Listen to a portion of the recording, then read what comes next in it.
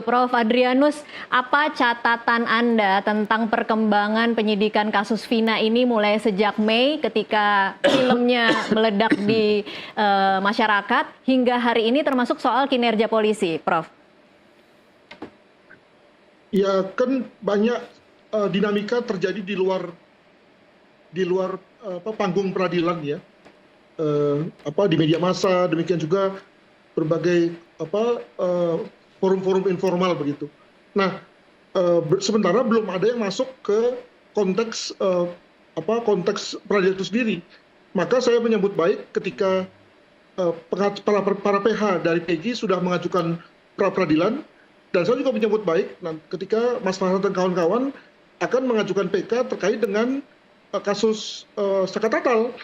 Karena dengan begitu lalu kemudian kita sudah mulai masuk ke dalam forum yang sesungguhnya dalam rangka pencarian keadilan bagi PEGI dan bagi Saka Tatal. Bagi saya kalau masih di luar ya itu nanti tentu tidak akan ada gunanya juga bagi kedua klien ini ya, selalu harus berada dalam situasi forum peradilan. Jadi kita menunggu tuh kapan dimajukan PK dari Saka Tatal ini. Demikian. Baik, Prof. Adrianus, kalau Anda membacanya seberapa besar peluang PK dari para terpidana yang masih ditahan maupun Saka Tatal untuk kemudian mengajukan PK dan dikabulkan? Apakah cukup dengan kesaksian-kesaksian yang ditarik atau keterangan-keterangan BAP yang ditarik itu kemudian cukup untuk memenangkan PK ini?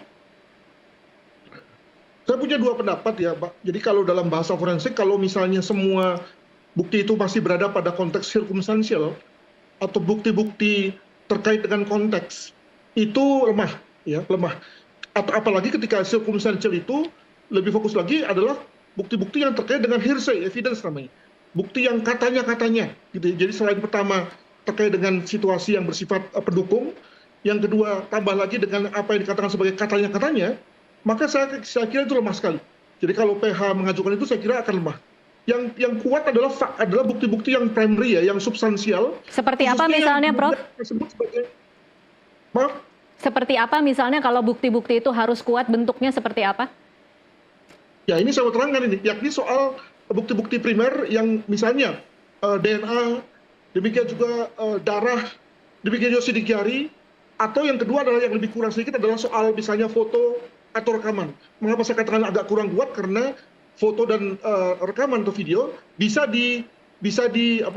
dimanipulasi, bisa ditimpa. Ya. Dengan kata lain, dia berada pada konteks yang kurang kuat. Sementara kalau DNA, sidik jari dan darah itu sesuatu yang sudah firm ya, sudah kuat sekali dan tidak bisa diganggu. Nah, yang paling lemah adalah terkait dengan kesaksian yang bersifat cerita, yang bersifat naratif. Hal mana harus diingat bahwa kita sudah berada dalam 8 tahun ya dari situasi awalnya, sehingga banyak sekali yang katanya ingatan sebenarnya bukan ingatan tapi persepsi.